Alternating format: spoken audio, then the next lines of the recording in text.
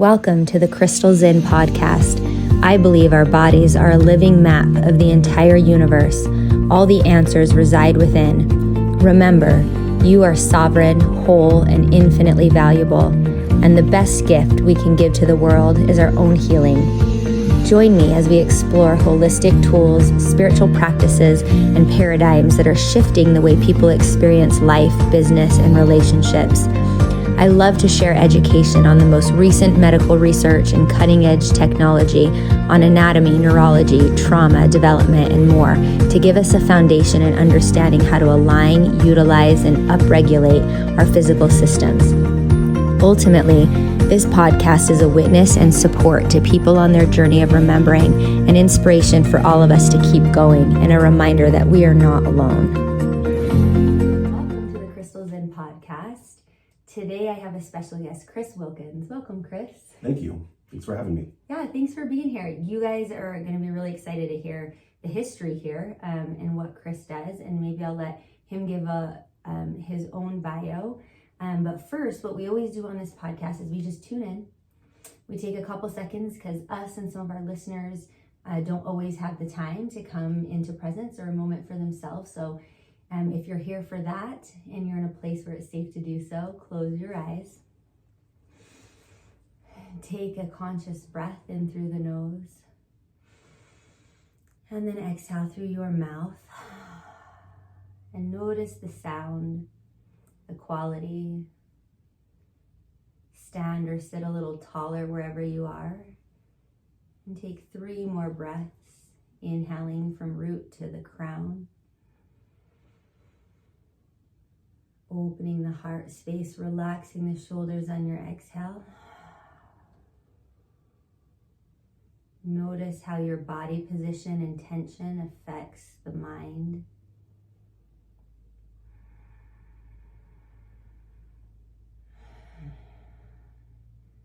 And then maybe notice the vibrations or thoughts, anything that's in the past or future that's swirling around your head or body. We're going to take the next breath and make a conscious effort like grains running through an hourglass. Just move that down through the body, release, or maybe like a waterfall washing over you. Let it fall down, down, down to the feet, into the earth. Feel trust. Feel comfort. At the edge of your vulnerability, a little bit of the unknown. What happens if you release the hands and let go? And we'll take one more breath here. So inhale once again through the nose. And exhale through your mouth.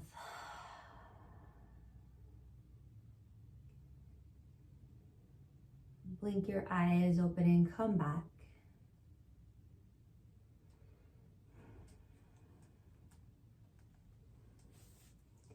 Hey, thank you for participating in that.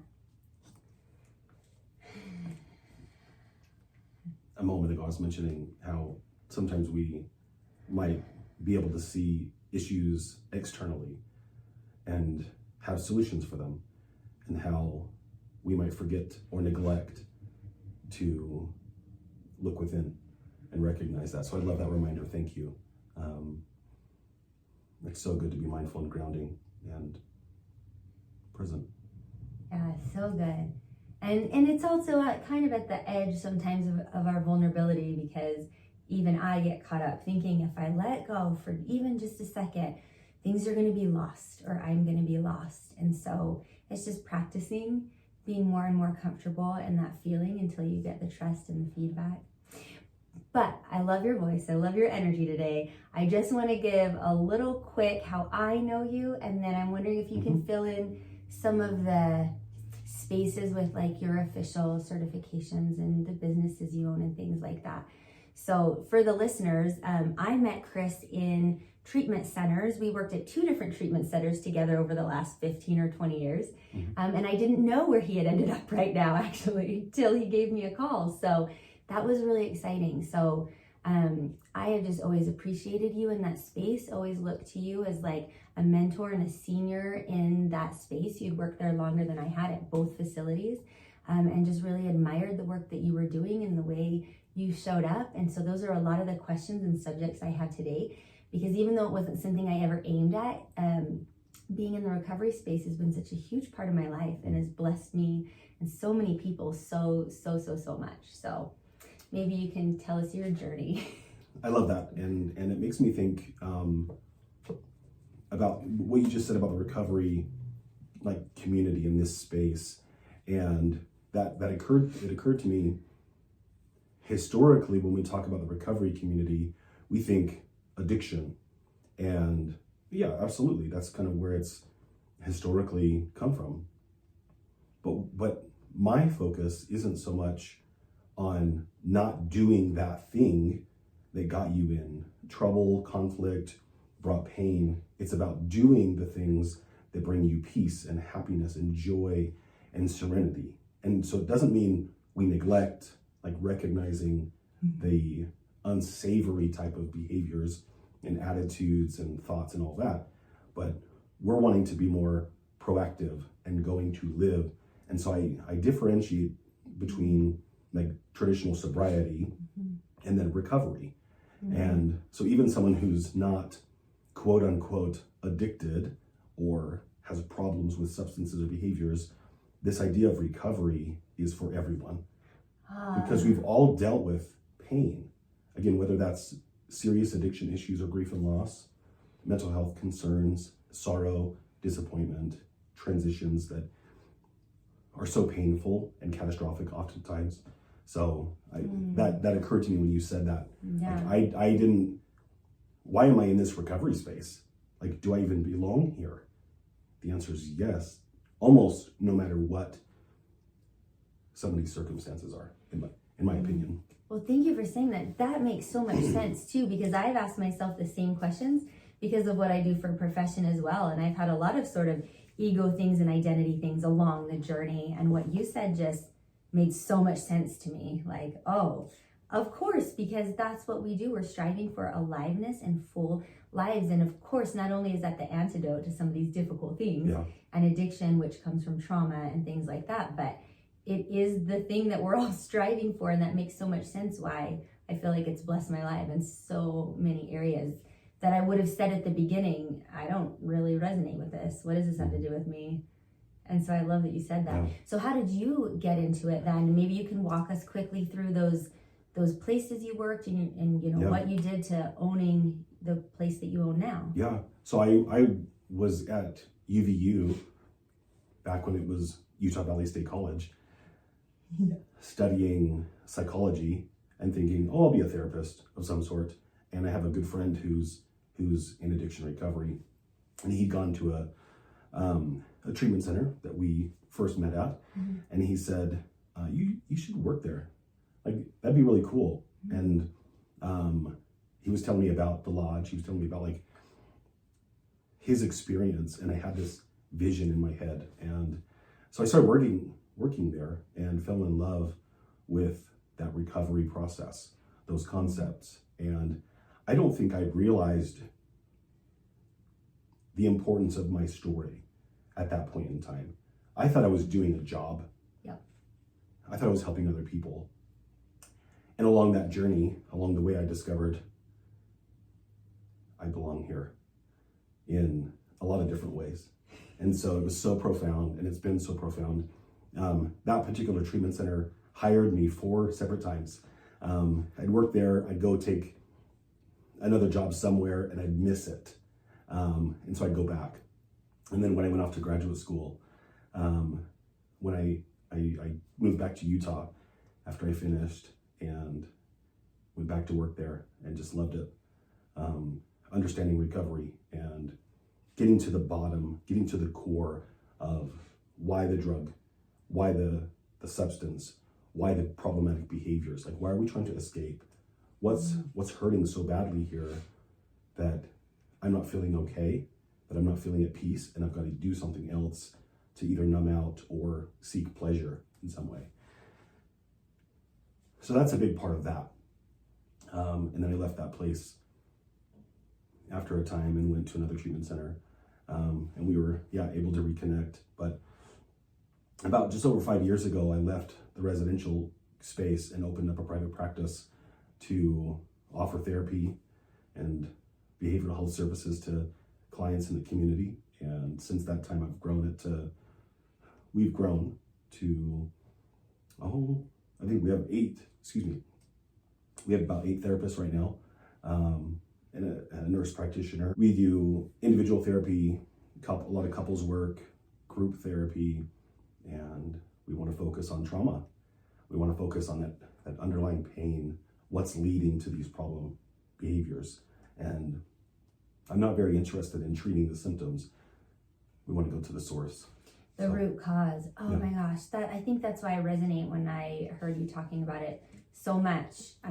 When we had that long conversation a couple months ago too, I was like, wow, this is just lighting me up, because it's so important to start evolving the community in that direction, right? And stop just having a treatment center on every corner for the symptoms and getting those low percentage rates of success rates, and even success rates are only every 2 years or 3 years, right? And those numbers were so low. And I was like, you're right on. Your intuition, your experience, the direction you're going is just right on the money for long lasting kind of. So plug for Hobble Creek Treatment Center, right? Yeah. That's the one that you're talking about, that you run right now. And I know you have just such expansive dreams and things going on at that place, and it's just moving at a phenomenal rate. So obviously I'll tag all that stuff in the show notes, but I just wanted to name it because it's so cool. And that was one of the kind of burning questions on my heart. Is I've been asking this for so long. I have this practice of living in the question so many times. When you can't figure something out in your life, and just kind of trying to drop into that curiosity and exploration. And so this is the question I really wanted to ask you is, what do you think makes the biggest difference for someone who is able to obtain or access that long-lasting transformational change from sobriety to recovery or to aliveness? What we're talking about, what you would call like a success client who has healed, who has remembered their wholeness and kind of re-entered their life and doesn't ever look back. What affects that change? Is there one thing? Is there several things? What can we point to that says these are the people that make it and these are the people that don't? I have so many ways I want to respond to that.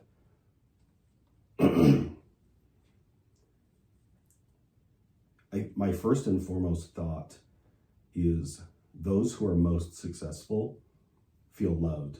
They feel that they belong. And I don't recall the last time, I don't want to say never, but I really can't remember the last time I met with somebody with addiction issues, mental health issues, where self-worth wasn't either broken or flawed or struggling on some level. And so often we deal with shame, we deal with feeling like we're an outcast, there's something wrong with us. And so when we have that feeling of like, I don't belong here, we can't live in that. There's no comfort in that. And so we go look at supplementing with, I need something to numb me out. I need like, this group of people are so loving and accepting, and they don't care my background. They'll accept me, but I also have to kind of participate in some of these rituals, or I've got to get high too, or I've got to be at the bar with them 3 nights a week, or whatever it is. Some of those are cliches and anecdotals, but we need that belonging. We need compassion. So the other part, I don't know that we can ever look back or not look back.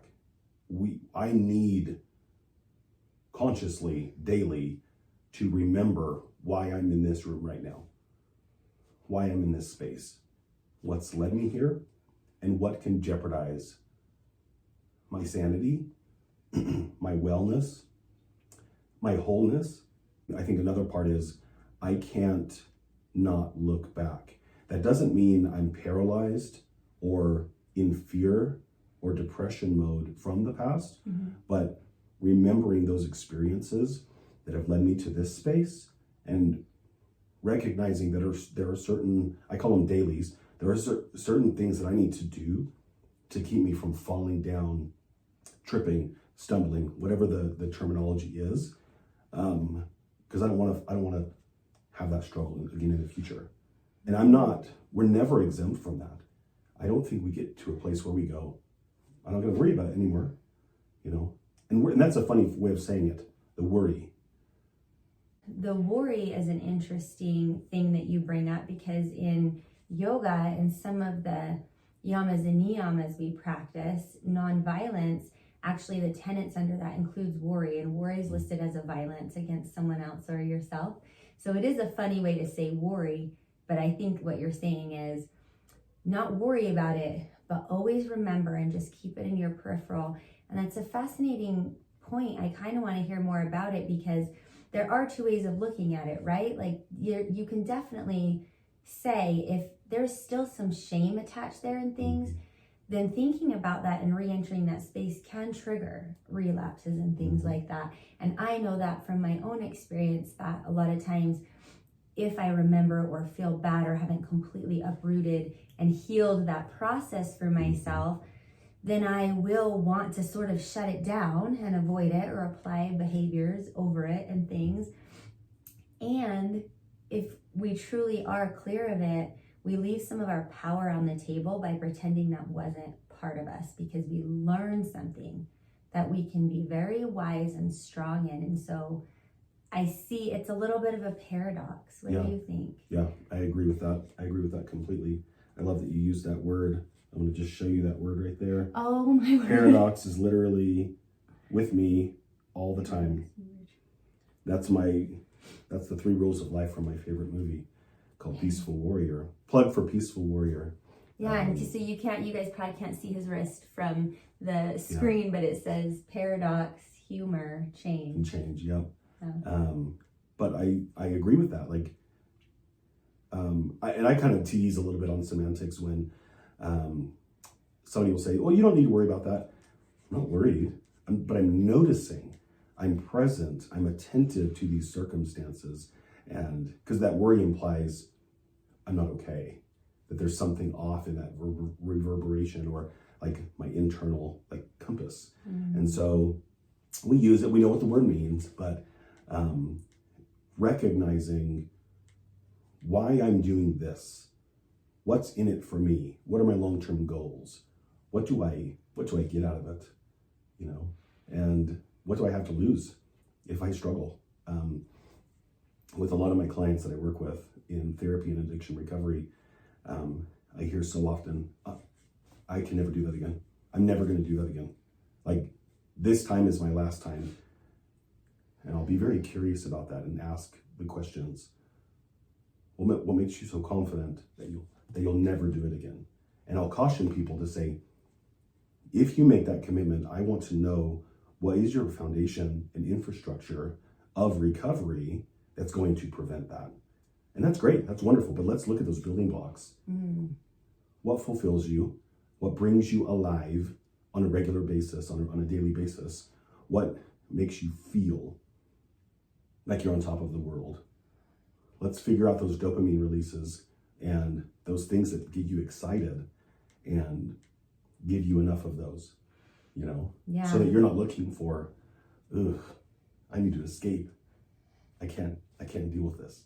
Or get the quick dopamine releases. And the other ways, it's almost like building the pattern where now that neurological pattern and dopamine release is so strong in a positive way that serves you, that the others sort of pale in comparison. And I'm still working on several of those. And so what you're saying is just even bringing up such a beautiful mirror and reflection to places that there's been progress and places that there still need to be progress and things. And that's so beautiful. So what I heard you say is where you see the longest lasting results and the most success for someone who's striving in this area is belonging, a sense of belonging in some way, a person, a community, a practice, a self-belonging even. So the belonging and compassion, and second, the remembrance, like the why, maybe we could say, like their why and their remembering. Purpose, yeah. And I'll look at a lot at value systems for people, and I'll ask, like, what are your values? And we get the quick, you might call them a Sunday school answer, or like the pre-planned response. And I'll interrupt and go, I don't want to know what you think your mom wants to hear from you. I don't want to hear what like you think the neighbor is expecting from you, or an employer, a clergy, somebody in authority, like your partner. What do you value? And sometimes that's incongruent with how we were raised. Sometimes that's incongruent with the values that were kind of placed upon us, that we embraced because that's all we knew. And so I'm not suggesting that we all go out and like relinquish every value that we were raised with, but to think inwardly, to consider inwardly, not just regurgitate societal values that we think everyone wants to hear. But if I have a value, it's because it's my value. It may be the exact same as I was raised. That's great, that's wonderful. But now I understand why that's important to me. So do you find that's so interesting? Do you find that a lot of this journey, no matter who it is, right? Like whether you've been in a treatment center or not, or you're just dealing with your own behaviors, addictions, and unconscious, trauma, do you find that always comes hand in hand with some deconstruction of the outward principles, some sort of like parental deconstruction? Like, is that always sort of part of what people maybe aren't finding themselves truly, or struggling with that community versus self? I wouldn't say always, but often I think. And again, it's not, I don't have someone list out what values did your caretakers instill on you, or like in school or whatever. Now let's get rid of all those and start over. It's evaluate what of those things fit for you still. What empowers you? And that's been, I think, very helpful for people. To kind of take an inventory. Yeah, because sometimes, and I will acknowledge this, sometimes when we go through change in life, when we go through a transition of some sort, I believe human nature is for us to discard everything from the past. And I'm like, well, some of that stuff is good. Some of it might be problematic, but let's get in and like really dig and pay attention and discard what doesn't fit, like at the buffet table, right? Discard what doesn't fit for you, but take the stuff that you do like, that is helpful for you. Yeah, I love that approach, because you're right, that is human nature. And a lot of times if we've been traumatized or had a big sudden change, it does seem safer for the nervous system to just, toss that whole table over and be like, I'm out of here, right? And then be like, well, now where do I pick up the pieces? And so that's so beautiful that with help, with support, obviously that's what these places are for. And that's what you do, is like, let's get in there with some support where I can pad some of these places that you're not ready for and open some of these places that you need. And so we can take more of a fine, tuned comb through it, as opposed to just causing, major chaos. And, for some people that's their process, and, the pendulum swings, and I've been in both places, but I love that approach and that theory to it. It just seems so sensible. It seems, like I said, so applicable to everyone. I'm also curious on the facilitator end, because I know a lot of my listeners are facilitators in different places, whatever their certification or specialty.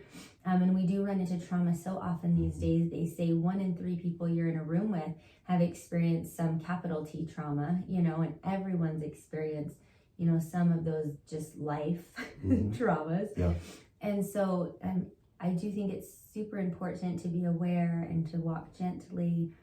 And because a lot of these people I know are facilitators, me included, I'm curious, like, what maybe is your biggest struggle working in this space, and how do you do your personal work alongside your help work? Like, what's the balance? I don't know if you have a story you want to share, or if you just have some great advice. Especially, and the reason why I'm asking it is because it's not just, I teach a yoga class once in a while, Right. but in these spaces, it's a lot. Mm-hmm. It's a lot to sit with these people all day in rooms, and I don't mean these people, I mean just helping people who are struggling at that intensive a level. Sorry, were you gonna ask more or say more? Nope.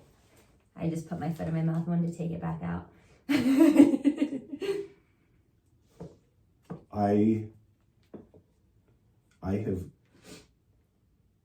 I've started to pause at the end of my day more regularly to reflect, because I have this belief that I can handle anything, and it's really not true. And I don't like saying that, because I want to be able to handle everything. And I'll tell my clients, like, you're not going to shock me, you're not going to make me uncomfortable. And in the past, I've done that, and then people go, it's like a challenge. Yeah. And they want to like do that shock value thing. And so I don't say it to challenge somebody, but it's a matter of, it's me saying, you're not going to be judged here. I'm not going to think you're crazy or bad, sick, or wrong, or something like that. Like, I understand you came into my office with some hurt, with some pain, and sometimes it's really dark. And I want to create light with you. I want to help you get rid of that pain and live for something and with something. So I pause at the end of the day. I allow myself to feel. When I was younger, I really loved being tough and not having emotions. Part of that came from some pain that I endured, which I think led me to being a therapist. But I numbed myself for quite some time. And once my oldest was born, she just turned 18, once my oldest was born, I became a big baby. And I don't say that in a judging fashion. It's now I'll watch a commercial and I'm like, yes, that's wonderful, And I always tell people, like, feel it, embrace it, except when I'm talking, or like I've gone to give some lectures or do some workshops, and as I feel it, I start to that comes up and I'm like, get out of here, shut up, like don't feel it. It's not because I'm trying to shut it down, but it's getting in the way of the dialogue. And I have to remind myself how important it is to be present and genuine. And it's not for every scenario. We want to be judicious with the things that we value, the stuff that makes us tick. We don't go shout it from the rooftops, so to speak. But we want to be authentic as much as we can. And I think that authenticity inspires other people. It helps them to feel safe, like they can open up, And so that speaks to that belonging component again. But going back to this, I pause and I just reflect, similar to this breath work that we did to start this conversation. Where am I at? And I like to go golfing. I like to drive. I watch a lot of stand-up comedy. So we're talking self-care stuff. It doesn't have to be sitting cross-legged, going like this, saying ohms. Like, that might be our first thought when we think meditation and like mindfulness practice. But there are so many things we do. So people will go to the gym. They'll participate in music or create. They'll write. Because of confidentiality and all that, I don't talk a lot about what goes on in my office. But I have started to say, this is how I'm feeling. This is where I'm at. This is what I'm struggling with. And so it allows me to connect with others who are my helpers. Like, I don't have to be impenetrable. I don't have to be this like solid warrior all the time.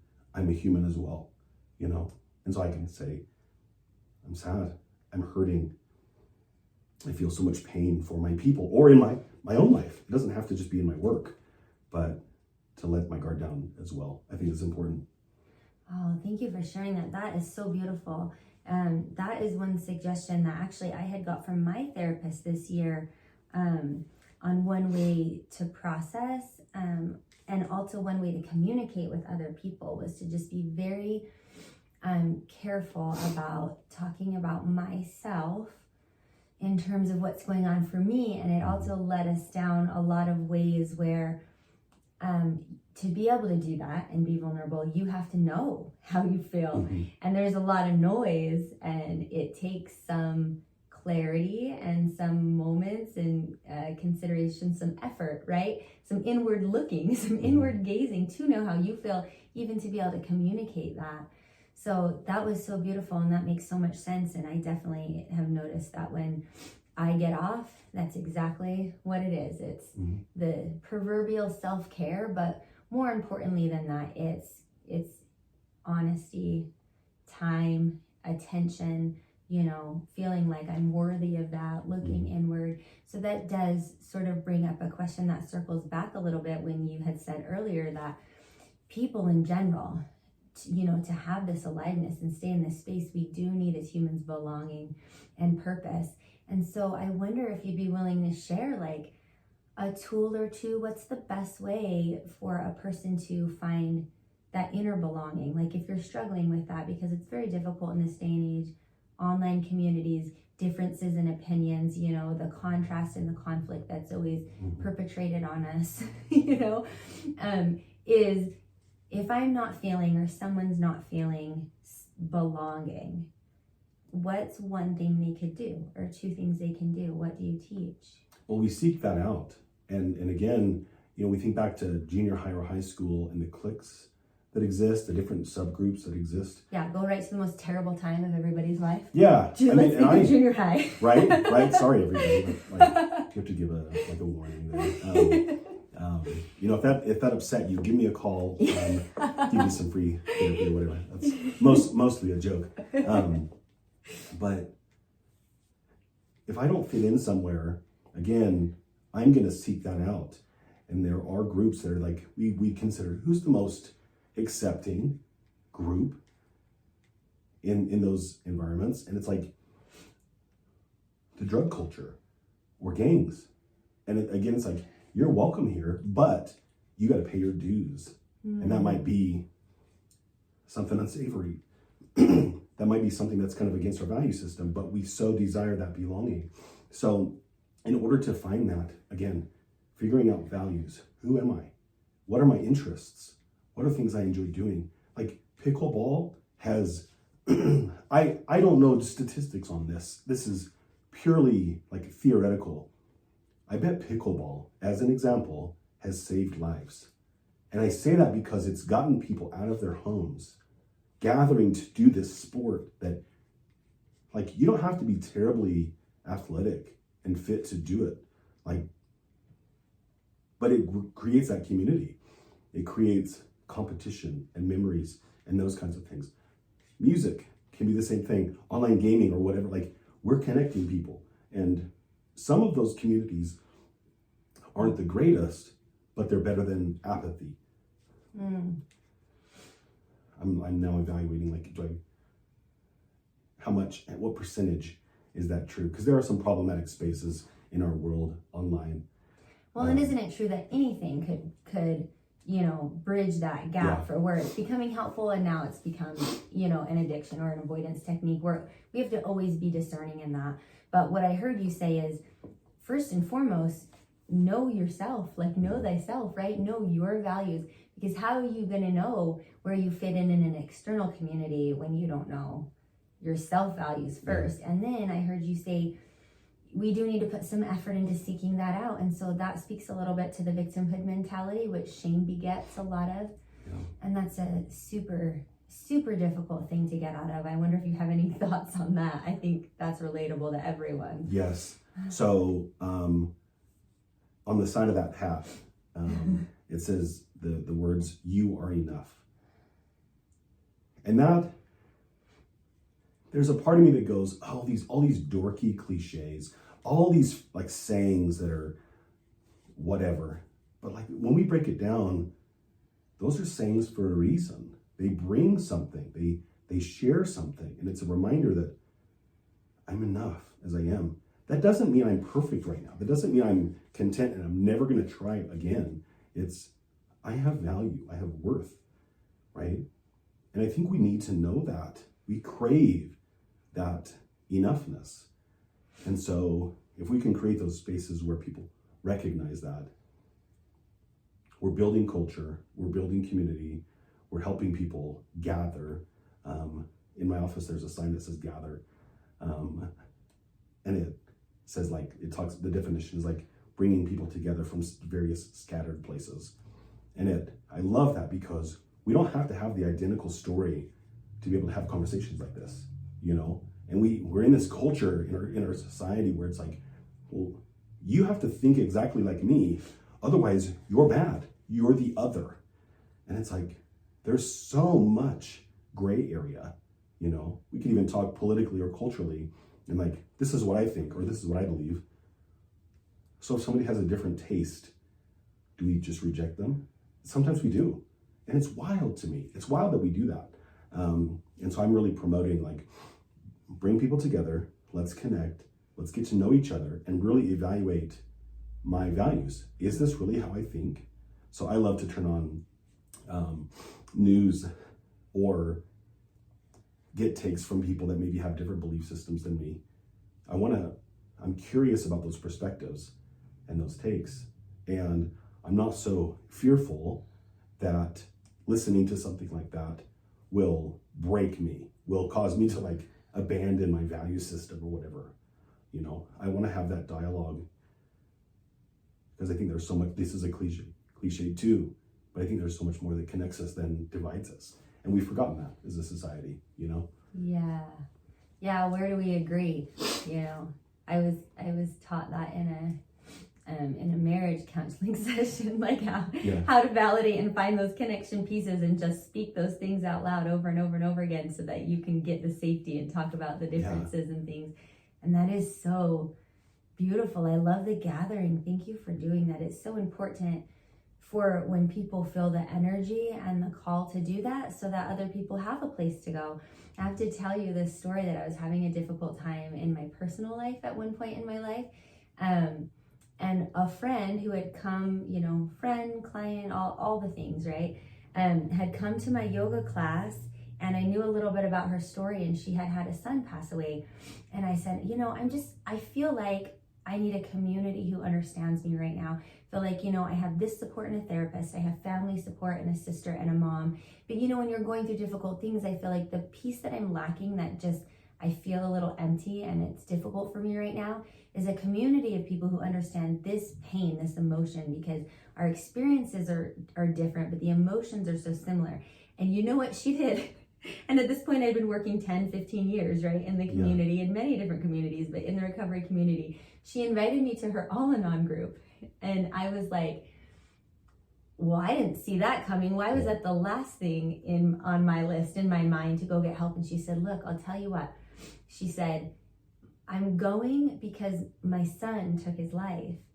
And they have been the best support for me and they have filled that hole in that space. And she said, I never thought so either because there is no group for mothers whose sons take their lives. There's not that specific group.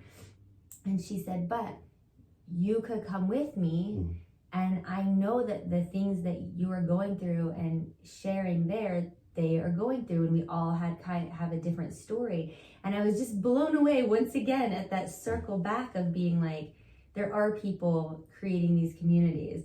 And even if you think you don't fit in, you still, I had that paradigm after teaching this for 15 years that I didn't fit in there and I didn't know where to go to get support. So that's beautiful about the gathering and the scattered places and just the remembrance that none of us are going to have the same story. Right. I mean, you can create a million specific groups for specific people. And the only way that would work is just to have one person per group. To have their own, and then you don't have community, right? Yeah. So we need these different melodies and textures and stories because we can relate on the emotions. And of course, all of our journeys will be very nuanced in that way, but there is support to be had. I think that's beautiful.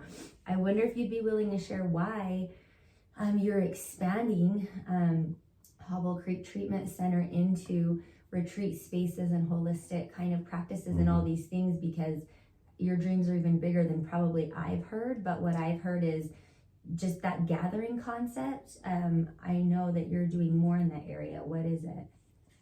So I have a belief that individual therapy isn't enough, and that, you know, people that trained me might, like the old school style, right? They'd be like, what? You can't say that. It's inadequate. I'm not satisfied with somebody coming to see me for 5 years, and sometimes that happens, 4 or 5 years, 6 years, and healing takes a long time. I'm not satisfied that it should take that long. I want to approach this healing idea from every angle we can. So mind, body, spirit, all of these things. And so we've hired a nurse practitioner. So we want to add in this medical component that I think so often medical and behavioral health aren't communicating. And after I got my master's degree, I went back to school and was studying behavioral health in integrated care, meaning let's look at everything of this person's existence and get to the core of what's going on. I want to say what's wrong, but that even feels like too strong to say, but like, where is that little grain of sand that's messing with the mechanics of this person's wholeness and their optimal well-being? And so we want to do, again, mind, body, spirit. After a therapy session, I want to open the door and the person says, oh, that was really hard. I can't believe you made me do that, but thank you. And then I want my staff to say, and here's your smoothie. Because after something so intense like that, we might want to like restrict our diet for a couple of days, or we might go like 3 boxes of Oreos and like, I'm gonna binge on something. So I want to feed the body as people are doing this psychological work as well. So I think if we can look at it from these other angles, doing hormone testing, looking at physical fitness, sleep studies, and paying attention to how much people are getting sleep and how restful that sleep is, looking at their nutrition, and we're partnering with a local school of nursing, and we're going to be doing some research around dopamine releases in the brain and blood glucose levels. There's some fascinating literature and research that's showing those relations, and I want our people to recognize, if I eat this, this is what I can expect. If I pull an all-nighter, this is what I can expect. But we're going to start gathering biometric data with our clients and recognizing where the problems occur. Then we can prepare better and prevent. Wow, that's so cool. First of all, I just have to say, if I came out of my therapist session crying and someone handed me a smoothie, I would at least half, if not all of my problems probably would go away. And then second off, yes, I love that a healthcare professional and someone who you have given over a trust of your care will and can start to speak to you in a way that you can hear, about your sleep and all of these other health things to actually take care of yourself. And I feel like that could be so impactful. And that's so beautiful. And I'm like I said, I just think we're right on trend here. People know this. They're starting to realize this. The rhetoric is out there, and also it's overwhelming. And there is a lot, especially for someone who's never been taught any of those things. So to know that the care you're going to get at a place with these practitioners is going to be holistic and all-encompassing is like, what a relief, right? What a relief for people, for their children, when they're sending their children to places like this. I want to know about the community component, if you have another couple minutes to tell us that next step, right? Yeah.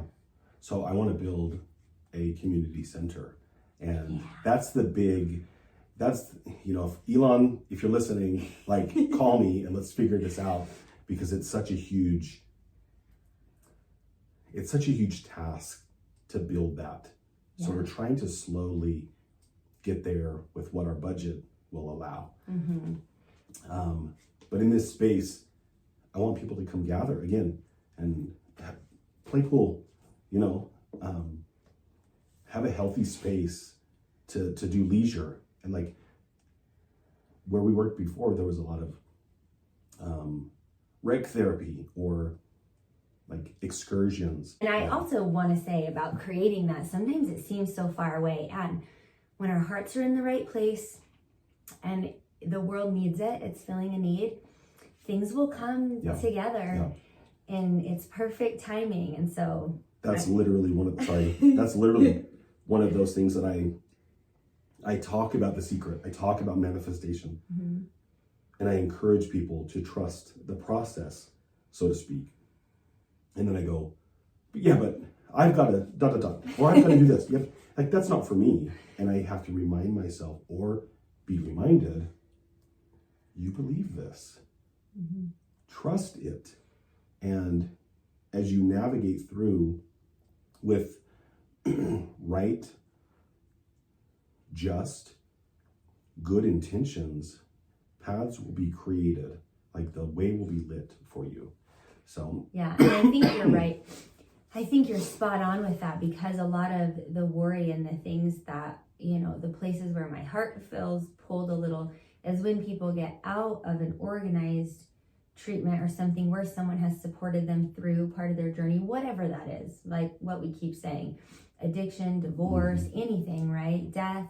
And someone, they've had their hand held through some things and they've been supported. There always comes this point where it's like, well, now I'm out of the program, right? I work with some private detoxes too, who will bring their clients in for certain therapies that I provide. And that's a longer coaching program. Like they can be sort of private detox and coaches for them for months or a year. But there always comes a point where they get launched. And then where's the community? Because no one's, like you said, organizing these. That's the department I worked on. They're experiential, right? No one's organizing it for you and giving you your hiking shoes and making you go. And it's such a big, huge jump. And I told you my husband's a veteran, and I see that in that community as well, where yes, there are places you could seek out, but it is such a huge ask for someone in that place to go from that sort of support to completely seeking it out and putting themselves out there. It becomes a solo sport, right? Now your healing becomes a solo sport. And so to have a community or a leisure or facility like you're dreaming about and creating, where they can just show up there and there are active things going on, that fills that in-between space it just feels so huge to me. I just can't even tell you how many messages I get when people move in or out of the state, when they go through hard things. Where can I find a hiking group? What could I go do? Who can I work out with? What class can I make it to? All of these things. And so I feel like, wow, of course. And so in my mind, it's easier because I'm not the one sitting there with my neck on the line like you are. It's so easy for me to sit over here and say, yeah, it's going to be so successful. How can I support you? Of course, there's nothing to worry about. But of course, when we're in the hot seat, we're like, actually, Crystal, there's a lot of things to worry about. Well, we look at people who are on my team who've entrusted that I'm going to take care of them in that way. Totally. They'll leave a place that they're working that gives them security to trust in the vision. And so I'm mindful of that. But as you talked about that, like a lot of our clients will come in and we'll look at, again, physical fitness or movement. And we'll say, well, okay, go to the gym. Did you go to the gym? So I want to say, hey, you're just going to walk down these stairs and you're going to go to our gym that's secure. That's all the staff are trauma informed. You have that community of like-minded individuals. This is a safe place where we can give you those services that we know promote wellness and well-being, happiness, recovery, success, and all that. Versus, I'll probably go to the gym tonight. I'm tired now, I don't want to go. Or in the morning, it's too cold, I'm tired. I'm like, all the excuses I use to not do those things, I want to get rid of all those barriers. all those things that keep us from succeeding and achieving our goals. So yeah. And then get that sense of outward belonging as well as you're building up your inward belonging. And yeah, it's super beautiful. And I know the people who work for you are probably like just feel so lucky and taken care of. And so like those strengths that you have and the things that you hold are important, and they give you, like I said, your strengths and make you who you are. And also ultimately too, what I learned, I had to learn the hard way from a different therapist. Wow, I'm making myself sound like a crazy person, aren't I? Not at all. All these, but all of these tools. If anyone ever says to me, wow, you did this really well, how are you like that? In a complimentary way? I'm just have to be like, I don't know, but I can just give you thousands of tools. Yeah. And just do all of these things. No. Yeah. But I did have one say to me, when I was complaining about something, like if this person would only, or if this person would that, then I could feel safe and all these things. And he had to stop me and say, where does our safety really come from? Where does our true care and safety come from for you and for everyone else? Because I think you're misunderstanding. You think you're providing all of this for your kids. Like you are thinking that if you don't do it, they won't be okay. And I was like, yeah, that's it, right? And he's like, no. And he's like, and you're thinking if this person isn't safe for you, then you're not okay. And I'm like, yeah. And he's like, no, where does your safety come from? And I was like, I already told you, from all of these external things. Yeah. He was like, no, it doesn't. It comes from your self-trust in your own self. And so that's been a really big piece of my journey this year. Yeah. Is what begets self-trust. How do I build self-trust? What does self-trust mean? What does self-trust feel like? And it feels a lot like I'm allowed to change my mind. I'm allowed to let other people have their own journey. I'm allowed to have a preference. I'm allowed to show up. I'm allowed to not show up. I'm allowed to trust. I'm allowed to not know. And I'm allowed to trust myself that I'll make the right decision when something comes up. So I know you know all that. I just wanted to share that for myself again and for the listeners, because you reminded me. You're inspiring me with the things you're saying. You're reminding me of these things I know and how to be better. And I think that's one powerful thing about being in your presence. And I don't know if the listeners can just hear from your voice, but it is, even if you don't say, you're not going to shock me and you're accepted here, you can feel that when you're around you. So thank you for that. And also thank you for being here, because I know you've got a lot today. And I also know, your throat's not feeling the best, so I appreciate that. And also, I guess I'll just have a last question, and you can talk for as long as you want on this. Is there anything on your heart? Like, is there something you felt coming up in the collective or for you or with your clients? Like, if you could just share anything right now, and you're like, here's a message. Here's what I feel like's on my heart. Is there anything you want to share with us? Let's cancel the rest of the day and just keep going. But yeah, you mentioned that voice, and I'm like, ugh. So thanks for the listeners for bearing with me. You're not alone. You don't have to do this alone. You don't have to act like you have everything together. We have a mutual friend, Dave, who years ago taught me that thing when we see somebody, we greet them and we go, how are you doing? Like, we're not really asking. All we're doing is saying hi. And he responded saying, everything in my life that really matters is going to be okay. That acknowledged that maybe the day wasn't perfect. Maybe he was a little grumpy. I don't know. But he took into consideration what really matters. So to your listeners, you're not alone. You don't have to do this alone. Both the hard things, but also the joy. Like, we want to celebrate with people. We want to have those connections and experiences. Who do you call when you have good news? Who do you call when it's horrible? Sometimes it's the same person, sometimes not. But gathering that team. I'm thinking about my life's board of directors.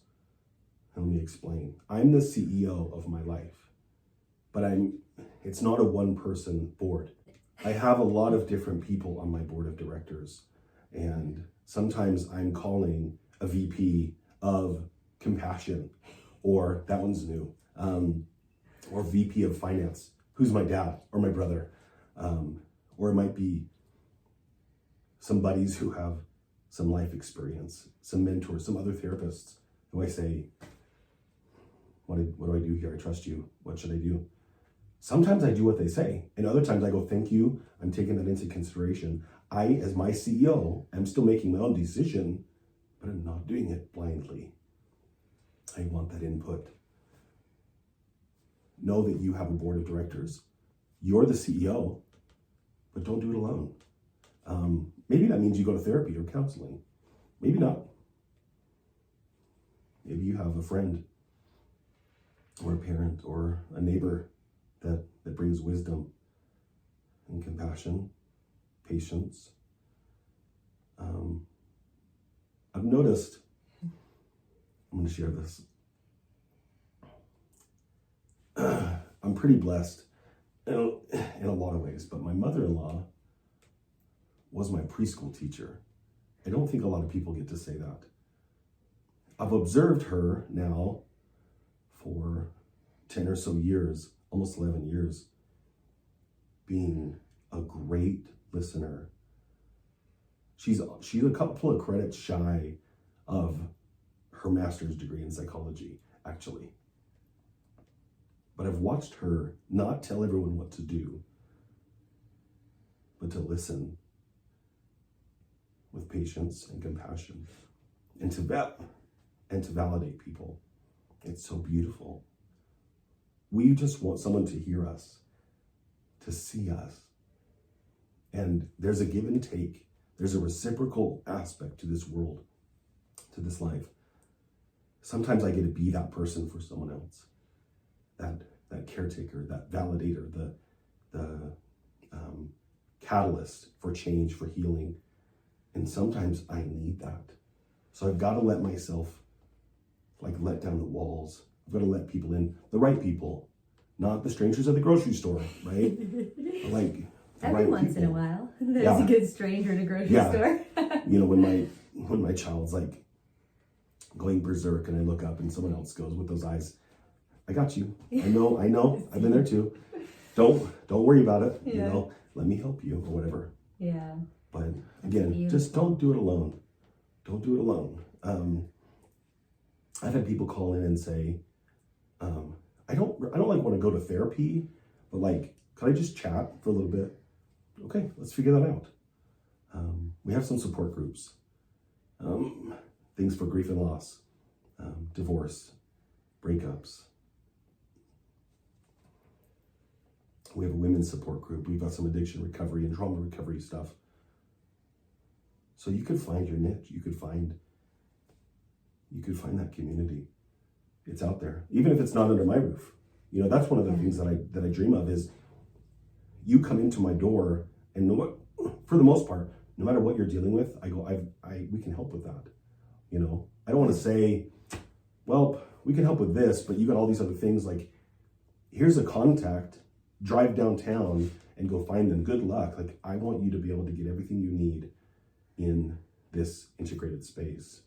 And that's the ultimate long-term goal. We'll get there someday, within reason, Yeah, that's cool. And you've got some amazing people on staff. And some of our mutual friends. Yeah. I've just been waiting for the opportunity to work with them again too. Yeah, we'll get there. So, well, thank you for that. And that's just a beautiful, encouraging message.